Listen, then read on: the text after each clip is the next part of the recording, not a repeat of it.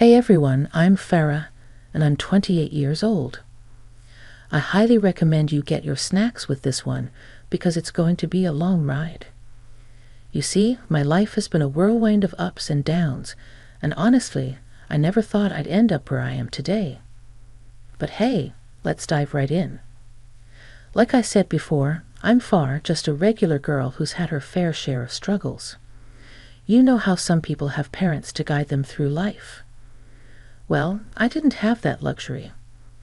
I was an orphan navigating the world on my own and having to fend for myself when I turned 18. As you can imagine, I made a bunch of dumb decisions along the way.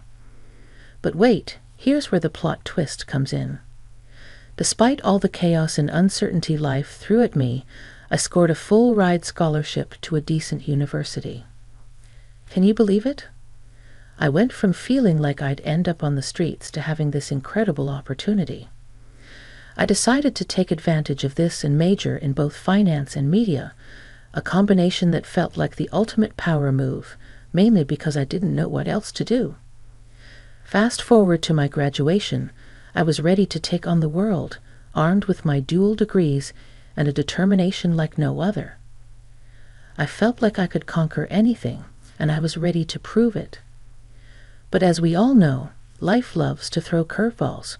Cue COVID-19, the global pandemic that flipped everyone's plans upside down.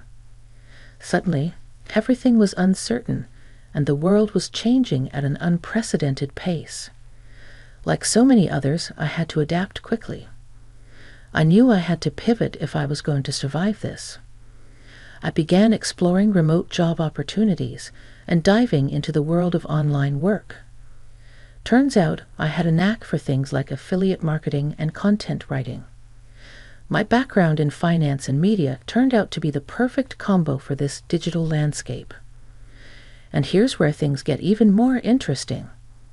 As I delved deeper into this online world, I realized I was onto something big. My hard work paid off, and I was rising through the ranks as a promising businesswoman. The more I learned, the more I earned, not just financially, but in terms of confidence and self-belief. All right, folks, we're diving back into the story, and let me tell you, the plot only thickens from here. So, I was on this wild ride, conquering the online world with my affiliate marketing skills, right? Well, that's when I crossed paths with the guy who would change my life, Ali. At first, things were pretty great between us. We clicked, we laughed, and life felt like an exciting adventure. And here comes the twist. Within a mere 6 months of knowing each other, we decided to take the plunge and get married. Now let me just say, in hindsight, I realized we rushed into things way too quickly. Like, come on, 6 months is barely enough time to know someone's favorite color, let alone the rest of their life story. Don't get me wrong, though. Despite the whirlwind romance, I appreciate the learning experience. Every decision, good or bad, shapes who we are, right?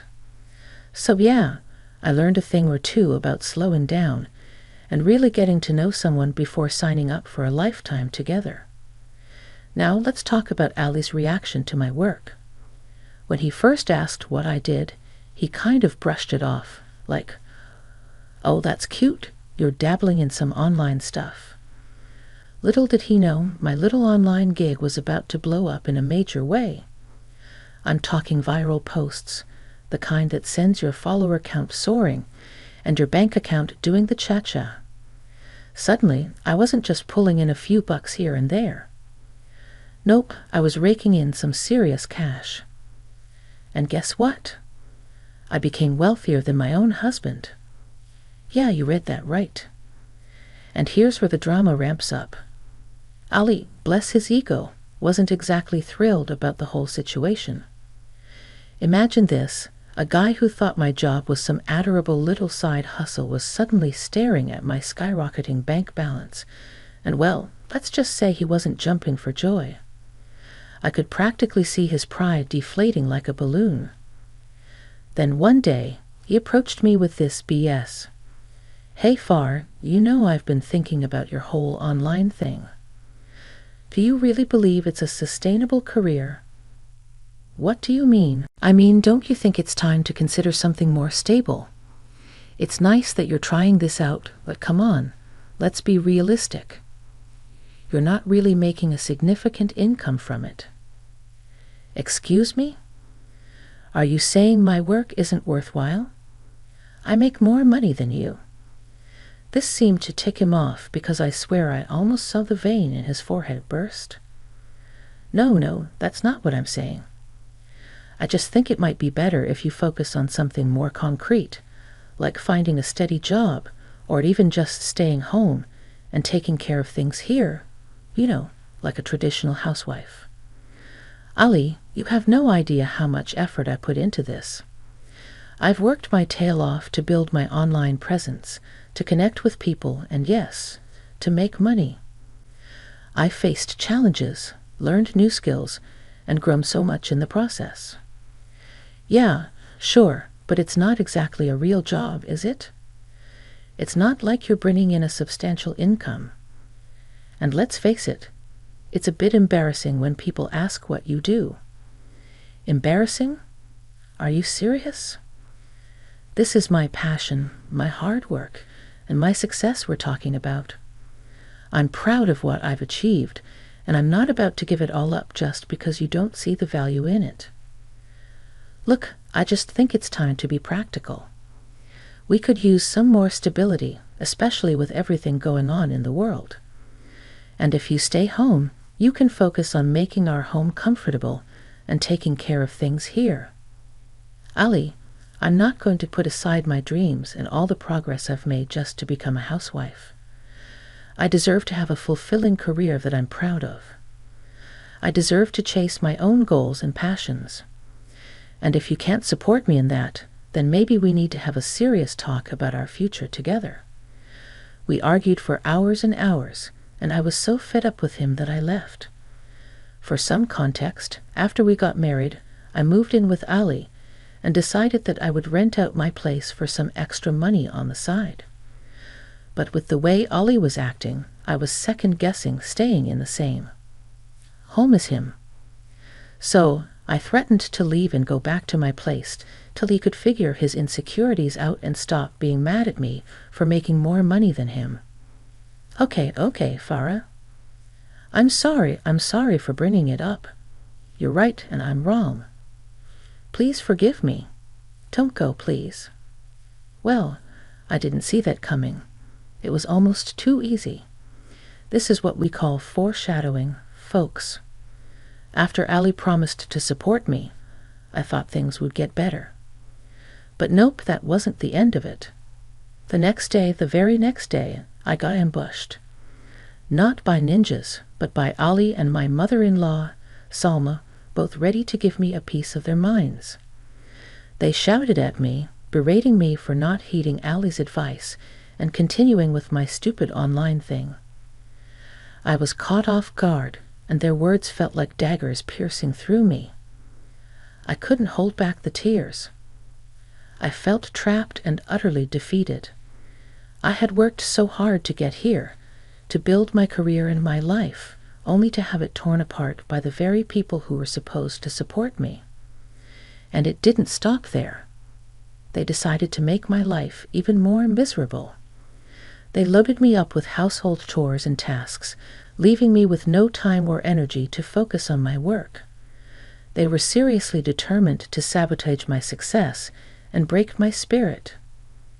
As weeks went by, my revenue started to decline. My once thriving online presence was crumbling, and with it, my confidence and self-worth. I was living in a nightmare, trapped in a cycle of abuse and manipulation that I couldn't escape.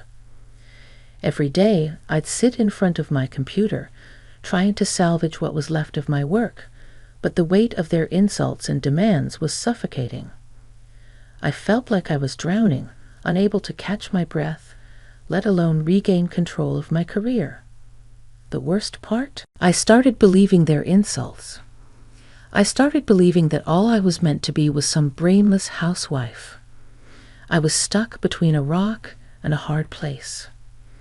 On one hand, I wanted to pack up and leave, to go back to my own house and reclaim my independence. But on the other hand, fear held me back. I was scared of the consequences of their anger, of the unknown. I desperately wished things had turned out differently. I wished I could go back to the days when I felt invincible, when I believed I could take on the world. I thought I could handle it, endure whatever they threw at me. But there's a limit to how much anyone can take, and that day, that breaking point, well, it came like a freight train. Ali had pushed me to my limit. He'd been forcing me to cook, not just a meal, but a feast, only to reject it all and make me start all over again. I was cooking from 8:00 a.m. to 11:00 p.m., giving me zero time to work on my job. It was like a sick game to him, a way to assert control and keep me on edge. And on that day, I couldn't take it anymore. I stood my ground and told him to stop treating me like a servant, like I was there to cater to his whims. Well, let's just say he didn't take that well. He got angry, angrier than I'd ever seen him before. And then he did something he'd never done before. He hit me. That smack across my face was like a wake-up call. Suddenly, everything became clear. As I fell to the ground, I felt something snap inside me. It was as if I finally realized the extent of the abuse I'd been enduring. I looked up at him, anger and fear coursing through me, and without thinking, I grabbed the nearest object, a knife. I pointed it at him, my hand trembling, but my resolve unwavering. Far. I don't know what came over me.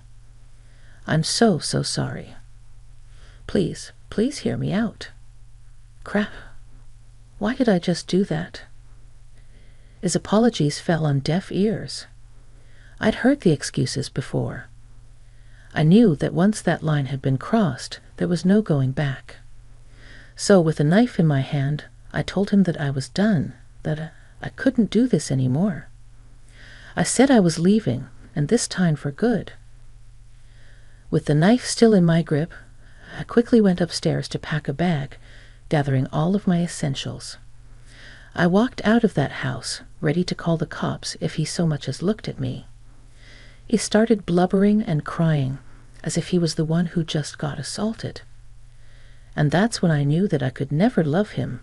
That toxic environment had suffocated me for far too long. I didn't know where I was going, but I knew I couldn't stay there. I drove back to my own house, which thankfully wasn't occupied at the time. It was the one place where I could finally breathe, and I wondered why I ever left in the first place. I sat there, tears streaming down my face, realizing the mess I had gotten myself into. I had read enough self-help books to know that once someone crosses that physical line, it's not going to stop. And I wasn't going to wait around to see how much worse it could get. I knew I had to take charge of my life again, to reclaim the strength and independence I had fought so hard for. It was a tough journey ahead, one filled with uncertainty and fear, but at least I was on a path to reclaim my own power and break free from the chains that had bound me for far too long. I sat there in my own home, finally able to face the truth that I had been avoiding for so long. The reality of the abuse I had endured settled in, and I let myself break down. I allowed the tears to come, to wash away some of the pain that had been buried deep within me. Amidst my emotional turmoil, my phone continued to ring incessantly. Each call was from Salma.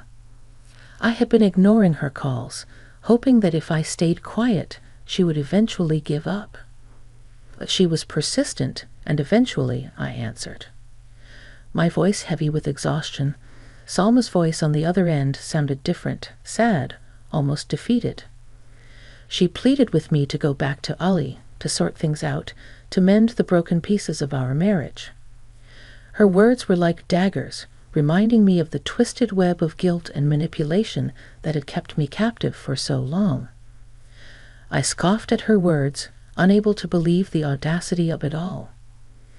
loving conversation overcome anything? If only it were that simple. I told her, without mincing my words, to go to hell along with her son. I made it clear that I was done, that I would never return to that nightmare they called home, and that they should leave me alone. But Salma's tone shifted. Her desperation turned into threats, ones that sent shivers down my spine. She told me that if I left, Ali could take my money. Money I had worked so hard to earn. We didn't do a prenup. He could do that. I didn't know what to say, so I hung up the phone, my hands trembling. Fear crept in once again as the realization sank in that this wasn't over. They wouldn't just let me go. I knew deep down that I couldn't stay in that house. I couldn't risk them showing up at my doorstep, forcing me to go back to that hellscape. With a heavy sigh, I knew what I had to do. I couldn't let them control me any longer. I had to take control of my own destiny, put my safety and well-being first, and run as fast as I could. And that meant leaving everything behind, the abuse, the manipulation, and yes, even the house. It was a terrifying decision, but it was one I knew I had to make to finally break free from the chains that had held me captive for far too long. I wasted no time in leaving that potential house of horrors. The next morning, before the sun even rose, I packed up what little I could salvage from that place. Clothes, shoes, toiletries. I was leaving everything behind, not wanting any remnants of that old life. The house was put up for sale, a chapter I was desperate to close with the help of a few supportive friends. I managed to find a buyer within a week. The relief was palpable. Not only would I finally have some financial independence, but I could sever that last thread tying me to my abusers. It was a fresh start I so desperately needed. I chose to move to a smaller town, one far away from the memories and pain of my past. A town with just 33,000 people, a place where I could disappear in the anonymity of a smaller community. The peace and quiet were exactly what I craved, a chance to heal and gather my strength for the battles ahead, blocking Ali and Selma on all fronts. I tried to create a distance between us, but the fear of them finding me lingered like a shadow. Despite that, I settled into my new life, working on rebuilding my online business and reclaiming my sense of self. Months went by, and I started feeling a sense of security in my newfound surroundings. And then, like a bad dream, Ali reappeared. He created new social media accounts attempting to contact me. The messages were a mix of anger, desperation, and manipulation, telling me to stop being ridiculous and to come back home. I was vigilant, blocking every new account he created. Despite the looming threat, I slowly started getting back on track. My online business began to flourish once again, giving me a glimmer of hope that I could regain control of my life. With each successful step, my confidence grew, and I realized that even though I had been through hell, I was strong enough to overcome it. As I carefully guarded my whereabouts and built a shield of anonymity around myself, I began to feel a sense of empowerment. I was creating a life on my own terms, away from the toxic influences that had held me back for so long. I also needed this time to think strategically about how I could divorce Ali and keep all my money.